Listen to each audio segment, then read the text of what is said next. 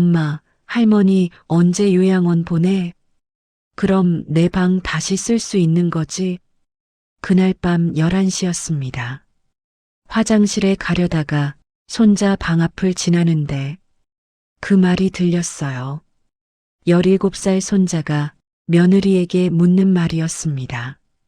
조용히 해. 다음 달에 바로 처리할 거야.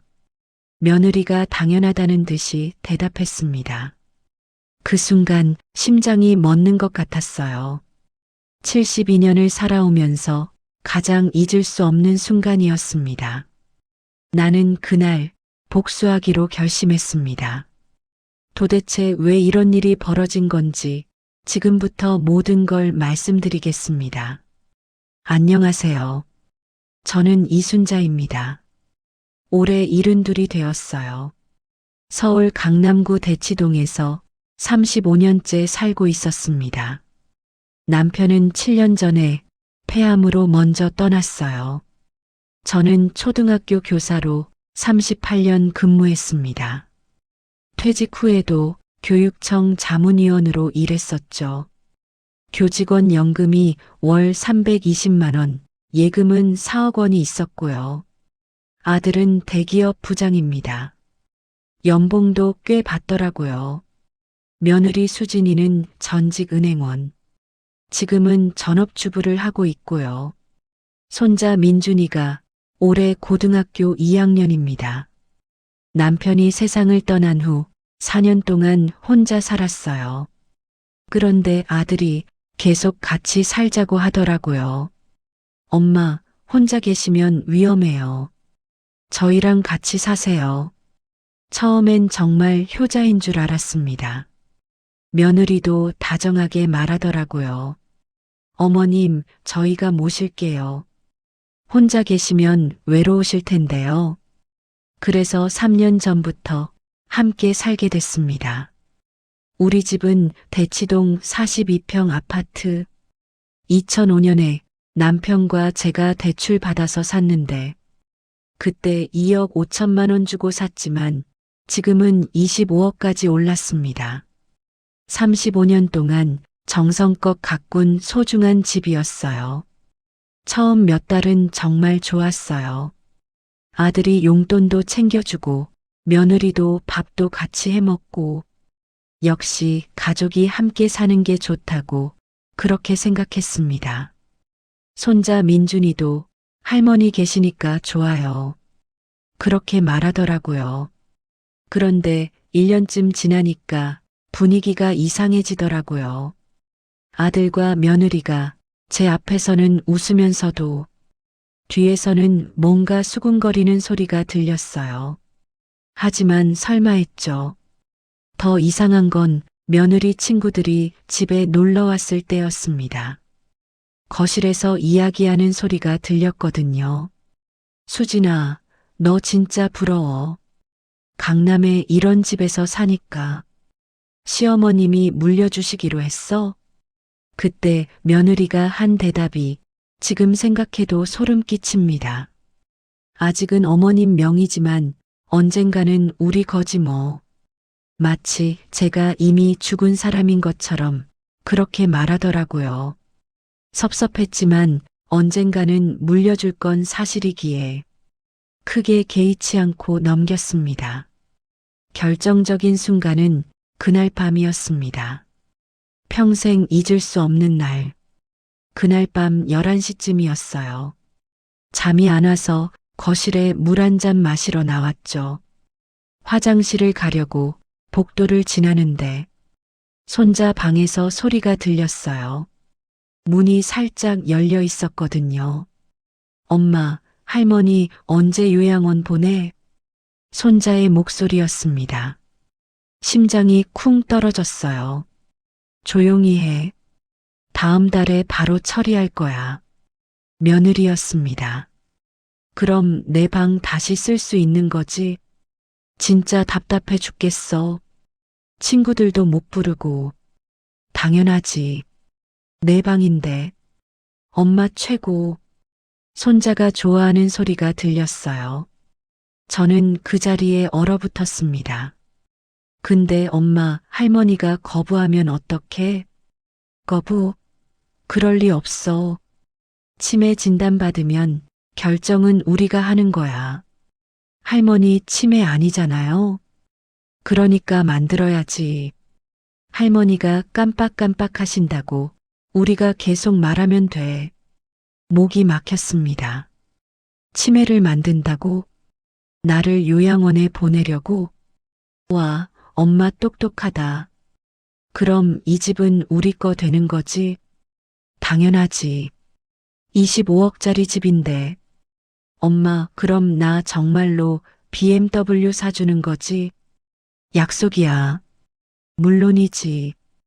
25억이면 BMW는 껌이야. 손자가 환호하는 소리가 들렸어요.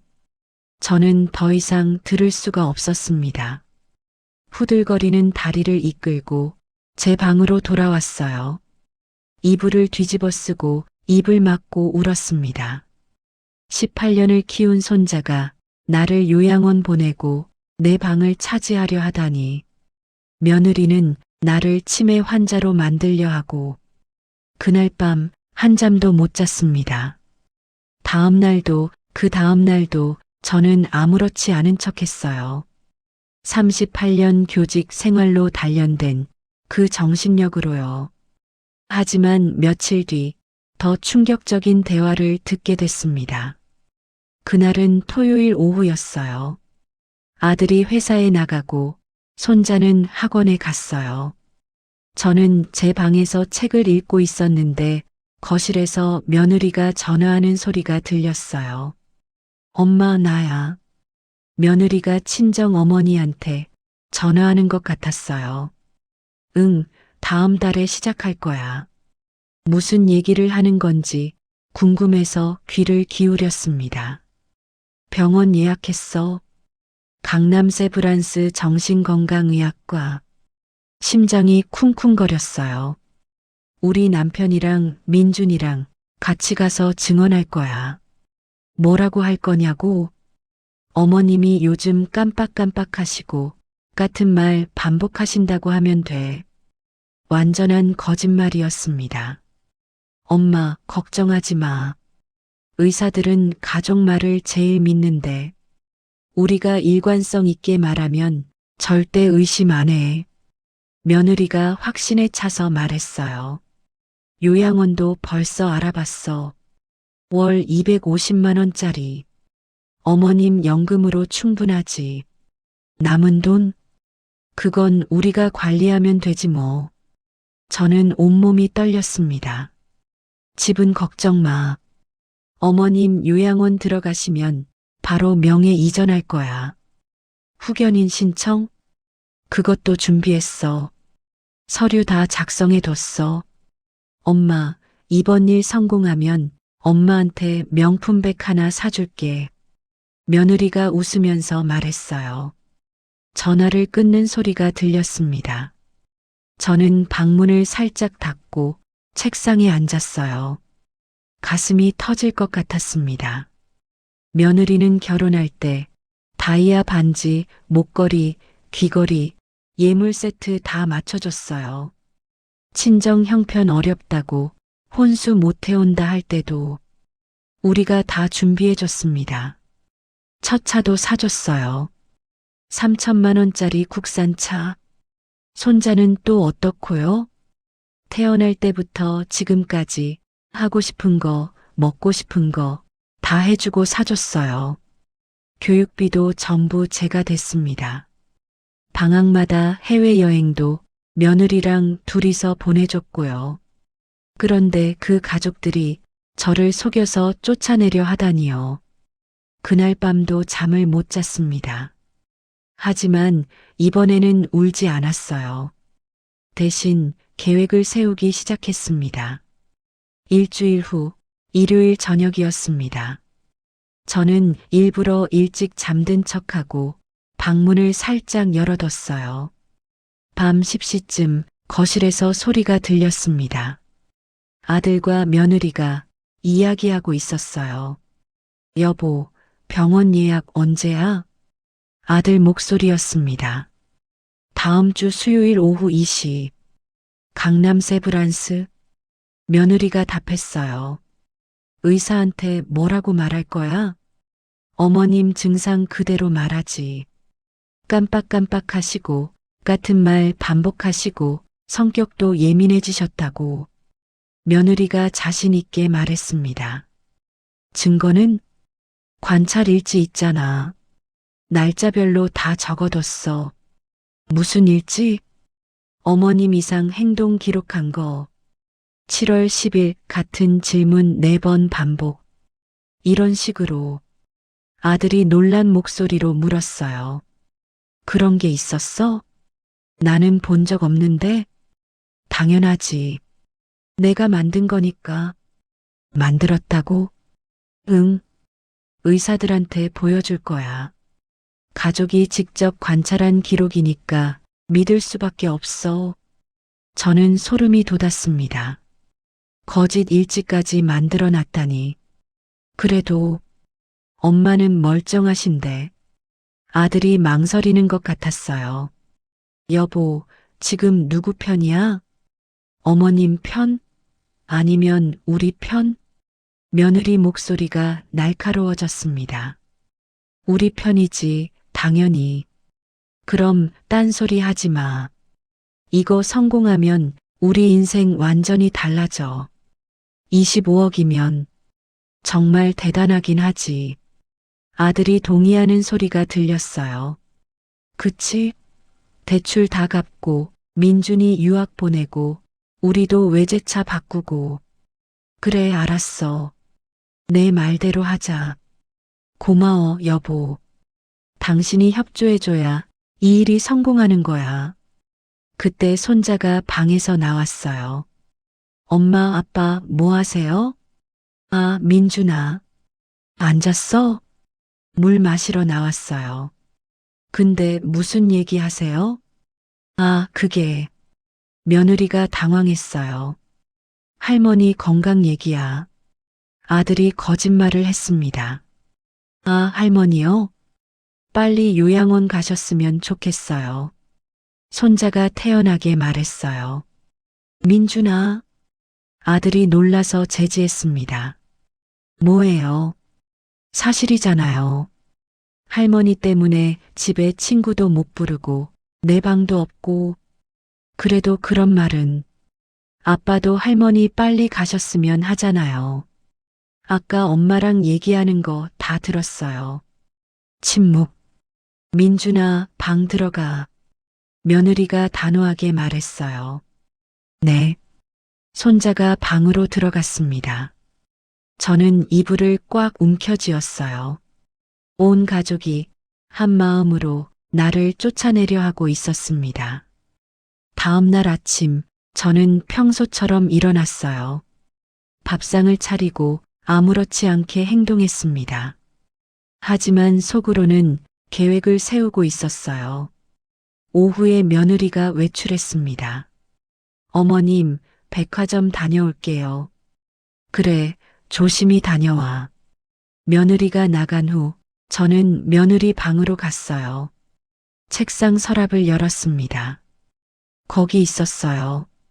시어머니 치매 증상 관찰 일지. 노트를 펼쳤습니다. 7월 10일 같은 질문 4번 반복 남편 목격. 7월 11일 가습을 켜둔 채 외출. 7월 12일 오늘 날짜 모름. 7월 13일 이웃에게 집 못 찾는다고 함. 7월 14일 식사했는데 또 식사하자고 함. 모두 거짓말이었습니다. 저는 핸드폰으로 한 장 한 장 사진을 찍었어요. 그 옆에 다른 서류들도 있었습니다.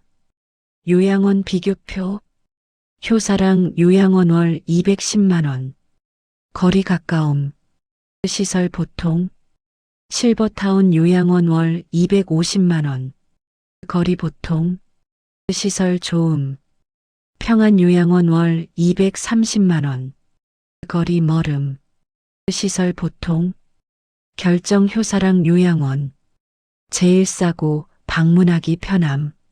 마지막 줄에 빨간 펜으로 이렇게 적혀 있었어요. 어차피 오래 계실 분 아니니까 눈물이 났습니다. 어차피 오래 계실 분이 아니라고? 저는 그 서류들도 전부 사진 찍었습니다. 그리고 또 다른 서류를 발견했어요. 후견인 신청서 작성 완료. 피후견인 이순자 72세. 후견인 김재호 아들. 재산 현황. 마이너스 부동산 대치동 아파트 시가 25억. 예금 약 4억 원. 연금 월 320만 원. 신청 사유. 치매로 인한 판단 능력 상실. 모든 게 준비되어 있었습니다. 저는 그것도 사진 찍었어요. 마지막 페이지에는 이런 계획이 적혀 있었습니다. 1단계 치매 진단 11월 15일 목표. 2단계 후견인 신청 11월 말. 3단계 요양원 입소 12월 초. 4단계 부동산 명예 이전 12월 말. 5단계 예금 인출 1월. 오늘이 11월 8일. 일주일 후면 제가 병원에 끌려가는 날이었습니다. 저는 모든 서류를 원래대로 정리해뒀어요. 그리고 제 방으로 돌아와서 사진들을 클라우드에 백업했습니다. 이제 증거는 확보했어요. 다음은 실행입니다. 그날 저녁 저는 옛 제자에게 전화를 걸었습니다. 김태현. 제가 25년 전에 가르쳤던 6학년 담임반 학생이었죠. 지금은 부동산 중개업을 하고 있어요. 선생님, 오랜만이에요. 태연이가 반가워했습니다. 태연아, 선생님이 부탁할 게 있는데. 말씀하세요. 뭐든지요. 우리 집 좀 급하게 팔아야 할 것 같아. 선생님 집이요? 대치동 그 아파트요? 응. 얼마나 빨리 처리할 수 있을까? 요즘 대치동은 나오는 족족 팔려요. 일주일이면 충분할 것 같은데요. 그럼 이번 주 안에 매물로 내놔줄 수 있겠니? 네, 당연히요. 그런데 갑자기 왜 파시려고요? 태연이가 걱정스럽게 물었어요. 그건 나중에 자세히 말해줄게. 혹시 무슨 어려운 일 있으세요? 아니야. 그냥 새로운 시작을 하려고. 알겠습니다. 그럼 내일 바로 시작할게요. 전화를 끊고 저는 다음 전화를 걸었습니다. 은행입니다. 여보세요. 저 이순자인데요. 예금 전액 인출하고 싶어요. 전액이요? 4억 원 전부요? 네. 혹시 이유를 여쭤봐도 될까요? 새집 계약금으로 쓰려고요. 아, 네. 그럼 내일 오시면 됩니다. 감사합니다. 마지막으로 수원에 있는 작은 아파트를 온라인으로 알아봤어요. 25평짜리 투룸. 혼자 살기 딱 좋은 크기. 가격은 3억 5천만 원. 내일 직접 가서 보기로 했습니다. 그날 밤 저는 옛날 사진들을 꺼내봤어요. 앨범을 넘기다가 한 장의 사진에서 멈췄습니다. 아들이 5살 때 사진. 제 무릎에 앉아서 환하게 웃고 있는 모습. 엄마, 나 엄마가 제일 좋아. 그때 아들이 그렇게 말했었죠. 그 아이가 지금은 나를 요양원에 보내려 하고 있어요. 며느리와 결혼할 때 사진도 있었어요. 어머님 잘 모시겠습니다. 그때 며느리가 했던 말. 지금은 나를 치매 환자로 만들려 하고 있어요. 손자가 태어났을 때 사진. 할머니, 저 낳아주셔서 감사해요. 출산 축하 카드에 제가 쓴 글. 그 손자가 지금은 할머니 언제 요양원 보내? 그렇게 묻고 있어요. 눈물이 났습니다. 하지만 이번엔 슬픔의 눈물이 아니었어요. 분노의 눈물도 아니었습니다.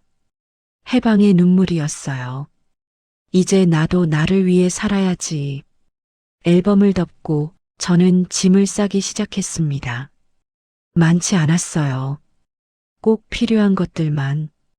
옷 몇 벌, 사진 몇 장, 남편의 유품 몇 가지. 35년을 산 집인데 가져갈 건 이것뿐이었어요. 나머지는 다 추억일 뿐이었습니다. 다음 날 월요일 태연이에게서 전화가 왔습니다. 선생님, 벌써 관심 보이는 분들이 3명이나 계세요. 정말? 네, 대치동이니까요. 오늘 저녁에 계약 가능할 것 같아요. 고마워, 태연아. 선생님, 그런데 정말 괜찮으세요? 가족분들은 아시는지? 아직 몰라.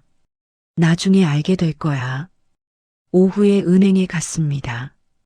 4억 원을 인출해서 새 계좌로 옮겼어요. 연금 수령 계좌도 바꿨습니다. 저녁에 수원 아파트를 보러 갔어요. 깔끔했어요. 햇볕도 잘 들고. 계약할게요. 네. 벌써요? 네. 지금 계약금 치를게요. 감사합니다. 그날 밤 8시 태연이에게서 전화가 왔어요. 선생님, 계약 성사됐어요. 정말? 네. 현금 구매자라 일주일 후면 잔금 치를 수 있대요. 고마워, 태연아. 근데 선생님 혹시 가족분들한테 말씀 안 하신 거예요? 응. 나중에 알게 될 거야. 화요일에는 30년 지기 친구 영숙이를 만났어요. 순자야, 얼굴이 왜 그래? 영숙아, 나 도와줄 수 있어? 저는 모든 걸 털어놨습니다. 며느리와 손자의 계획, 거짓 일지, 요양원 서류까지. 뭐라고? 그런 일이? 영숙이가 분노했어요. 그래서 나 집 팔았어. 잘했어.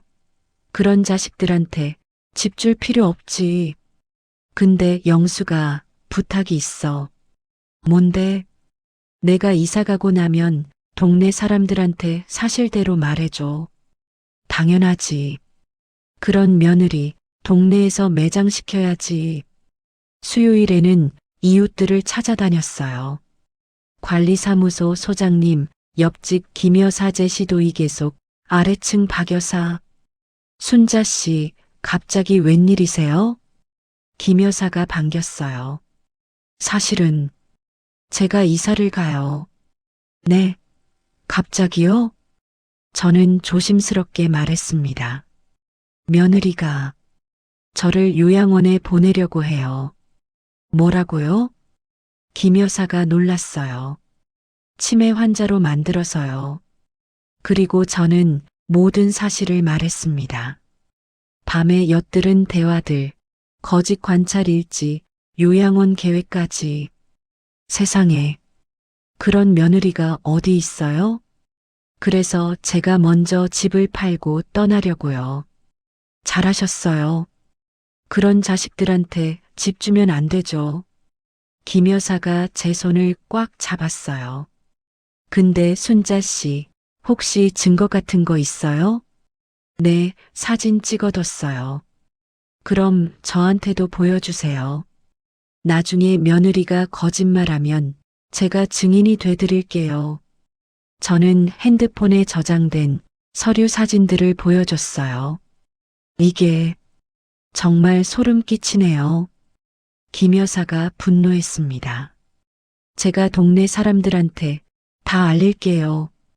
그 며느리가 얼굴 못 들고 다니게요.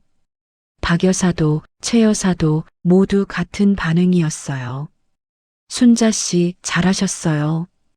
그런 자식들은 혼내줘야죠. 우리가 다 알릴게요. 목요일 저는 아들 회사에 전화를 걸었습니다. 여보세요. 김재호 부장님 계신가요? 누구시죠? 어머니입니다. 아, 네. 잠시만요. 아들이 전화를 받았어요. 엄마, 무슨 일이세요? 재호야, 너 회사 대표님 전화번호 좀 줄래? 네. 왜요? 그냥 인사 좀 드리려고. 엄마, 갑자기 왜 그러세요?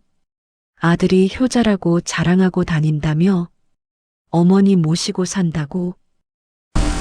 그게 대표님한테 전화해서 진실을 말해주려고. 엄마, 저는 전화를 끊었습니다. 그리고 바로 아들 회사 대표에게 전화를 걸었어요. 안녕하세요. 김재호 부장 어머니입니다. 아, 네. 안녕하세요. 재호 씨 어머님이시군요. 대표님, 제 아들이 회사에서 효자로 유명하다고 들었어요. 네, 맞습니다. 어머님 모시고 사신다고 하더라고요. 사실은 그게 아닙니다. 네, 저는 모든 걸 말했습니다. 요양원 계획, 치매 조작, 재산 빼앗기 시도까지. 정말입니까? 믿기 어렵네요. 증거도 있습니다. 이메일로 보내드릴까요? 아, 네. 그렇게 해주시죠. 저는 사진들을 대표의 이메일로 보냈습니다. 금요일 아침 드디어 이사 날이었습니다. 새벽 5시에 일어나서 마지막으로 집을 둘러봤어요. 35년의 추억이 담긴 집. 거실, 주방, 아들방, 남편과 함께 쓰던 안방. 안녕. 이제 너는 남의 집이야. 저는 작별 인사를 했습니다. 오전 9시 이사업체가 왔어요. 어르신, 이게 다예요? 네, 필요한 것만요. 가족분들은요? 출근하고 등교했어요. 돌아오면 알게 되겠죠. 이사는 금방 끝났습니다. 오후 2시 수원 새 집에 도착했어요. 작지만 아늑했어요. 햇볕이 따뜻하게 들어오는 제 보금자리. 짐을 풀고 소파에 앉았습니다. 자유로웠어요. 35년 만에 처음으로 진짜 자유를 느꼈습니다. 저녁 7시 예상했던 전화가 왔습니다. 아들이었어요. 엄마, 집이 어떻게 된 거예요? 목소리가 패닉 상태였어요. 다른 사람이 살고 있어요. 이게 무슨 일이에요? 아, 너희 퇴근했구나. 저는 담담하게 말했어요. 엄마, 장난 그만하세요. 우리 집이 왜 없어요? 팔았어. 25억에. 뭐라고요? 며느리가 전화를 뺏었어요. 어머님, 왜 저희한테 상의도 안 하시고 팔아요? 상해? 내 집인데. 왜 너희한테 상의해? 그래도 저희가 살던 집인데. 너희가? 웃기네. 내 집에 얹혀 산 주제에. 어머님, 그리고 며느리. 저는 냉정하게 말했어요. 나 치매 아니야. 네. 깜빡깜빡한 적도 없고, 같은 말 반복한 적도 없어. 가습을 켜둔 적도 없고, 며느리가 말을 잃었어요. 다 들었어. 너희가 나를 치매 환자로 만들려던 계획. 어머님, 그게 요양원 보내고 집 빼앗으려던 거 다 알아. 침묵. 증거도 다 있어. 너희가 만든 거짓 일지, 요양원 계획서, 후견인 신청서까지. 어머님, 오해예요. 오해? 뭐가 오해야? 그때 손자가 전화를 빼앗았어요. 할머니, 우리 어디서 살아요? 집이 없잖아요. 민준아. 저는 조용히 말했어요. 할머니 방 쓰고 싶었지? 이제 마음대로 써. 할머니, BMW 사고 싶었지? 엄마한테 사달라고 해봐. 25억 없어도 살 수 있나? 할머니, 우리 정말 갈 곳이 없어요. 너희가 나를 요양원 보낼 때는 내 갈 곳 생각했니? 저는 전화를 끊었습니다. 10분 후 또 전화가 왔어요. 이번엔 받지 않았습니다. 문자가 왔어요. 엄마, 제발 용서해 주세요. 저희가 잘못했어요. 다시 기회를 주세요. 저는 답장하지 않았습니다. 대신 준비해둔 문자를 보냈어요. 재호야, 너희가 만든 거짓 일지, 요양원 계획서, 후견인 신청서 사진, 모두 너희 회사 대표님께 보냈어. 그리고 동네 이웃들한테도 다 알렸어. 김 여사, 박 여사, 최 여사, 모두 증인이야. 너희가 거짓말해도 소용없어. 이제 너희 인생이나 알아서 살아라. 엄마가 전송 버튼을 눌렀습니다. 그리고 핸드폰을 껐어요. 일주일이 지났습니다. 아들에게서, 며느리에게서, 손자에게서 수십 통의 전화와 문자가 왔어요. 하나도 받지 않았습니다. 대신 친구 영숙이에게서 소식을 들었어요. 순자야, 동네 난리 났어. 뭐가? 너희 며느리 얼굴 못 들고 다녀. 마트도 못 가. 그래. 김 여사가 동네방네 다 알렸거든. 며느리가 시어머니를 요양원 보내려 했다고. 손자는 학교에서도 문제래. 할머니 재산 노렸다고. 소문났대. 아들은 회사에서 난리 났다더라. 효자 마케팅으로 승진했는데 사실은 어머니 속여서 재산 빼앗으려 했다는 게 알려져서 대표가 뭐래? 인사조치 검토 중이래. 아무리 능력 좋아도 그런 인성이면 곤란하다고. 저는 아무 감정이 없었어요. 동정도 후회도 없었습니다. 자업자득이니까요. 한 달이 지났습니다. 새 집에 완전히 적응했어요. 아침에 일어나면 창문을 열어요. 햇살이 따뜻하게 들어와요. 천천히 커피를 마시고 산책을 나갑니다. 공원에서 같은 시간에 산책하는 어르신들을 만나요. 이 선생님, 오늘도 산책 나오셨네요? 네, 날씨가 좋아서요. 혼자 사신다며요? 외롭지 않으세요? 아니요, 전혀요. 정말 외롭지 않았어요. 혼자지만 자유로웠고 자유롭기 때문에 행복했습니다. 옆집에 사는 박 할머니와 친해졌어요. 혼자 사는 것도 저와 같고 나이도 비슷해서 서로 의지하며 지내요. 이 선생님 정말 잘하셨어요. 박 할머니가 늘 말해줘요.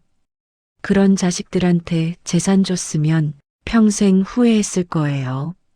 맞아요. 이제야 진짜 자유로워진 기분이에요. 건강도 좋아졌습니다. 스트레스가 없어지니까 잠도 잘 오고 식욕도 좋아요. 혈압도 정상으로 돌아왔고요. 아침엔 공원 산책, 오후엔 복지관 프로그램, 저녁엔 이웃들과 담소. 이렇게 하루를 보냅니다. 가끔 여행도 가요. 지난주엔 제주도 다녀왔어요. 다음 달엔 부산 갈 예정이고요. 돈 걱정 없이 가고 싶은 곳에 가고, 먹고 싶은 것 먹고, 하고 싶은 것 하며 살아요. 그동안 가족들을 위해서만 살았는데, 이제는 저를 위해서 살고 있어요. 늦었지만 제 인생을 찾은 것 같아요. 어제 딸에게서 전화가 왔어요. 엄마, 나 은주야. 은주야? 엄마, 오빠네 일 들었어. 정말 그런 일이 있었어? 응. 엄마, 나는 몰랐어. 알아. 너는 대구에 있었으니까. 엄마, 보고 싶어. 나도. 이번 주말에 올라가도 돼? 그래, 와라. 딸만은 아무것도 몰랐으니까요. 주말에 딸이 왔어요.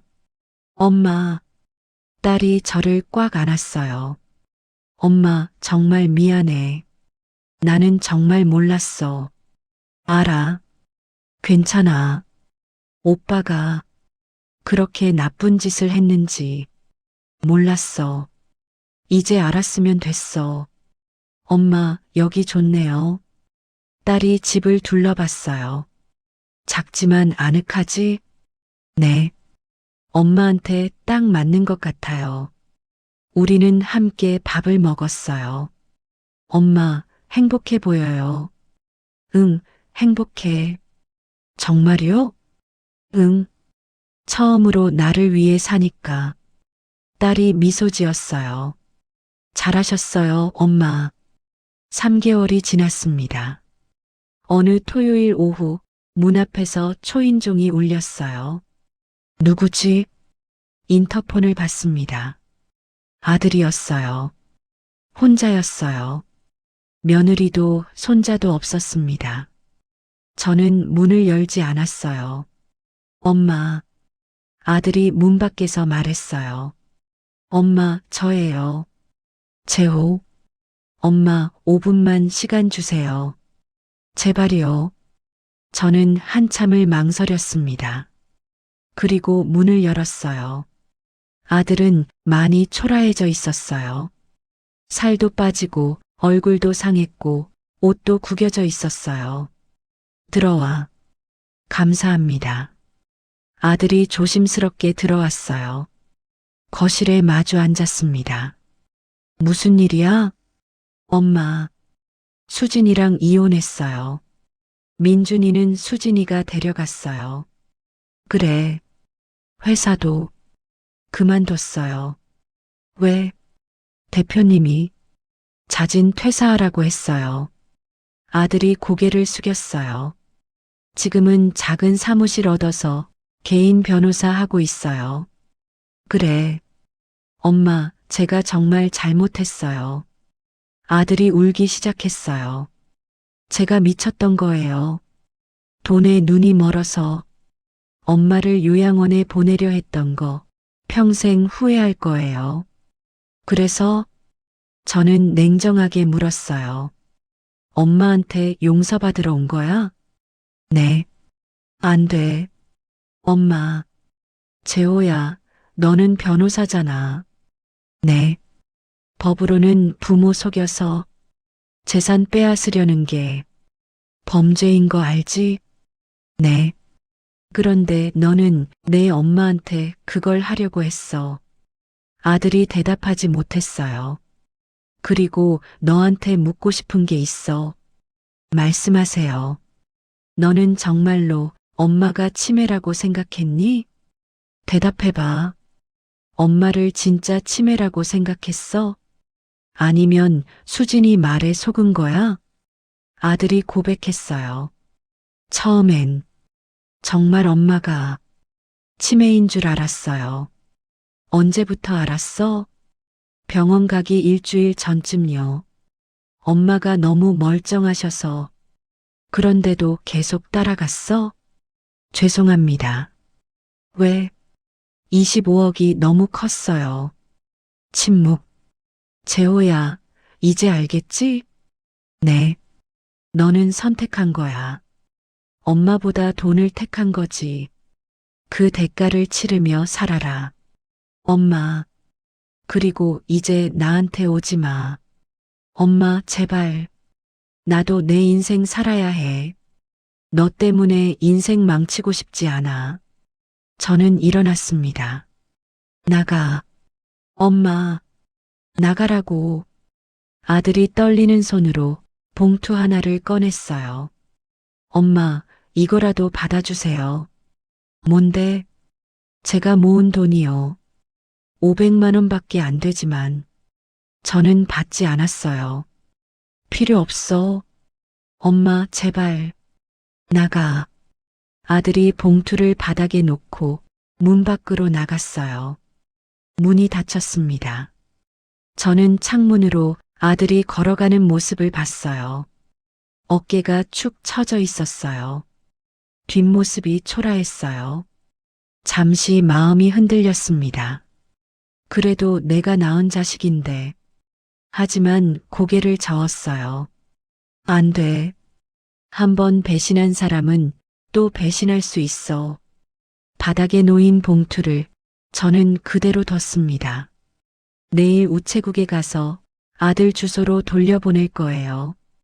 지금 저는 정말 자유롭습니다.